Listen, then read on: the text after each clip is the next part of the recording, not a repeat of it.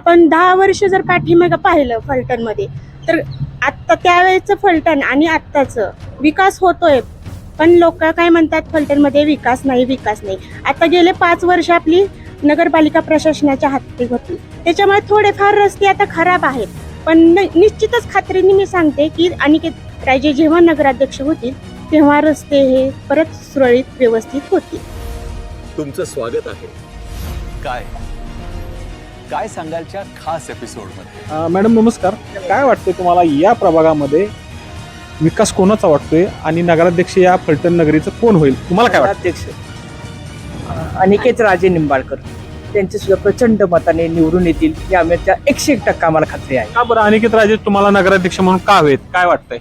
त्यांनी तसा कायापालट केलाय फलटणचा. त्यांनी खूप म्हणजे कामं केलेली आहेत.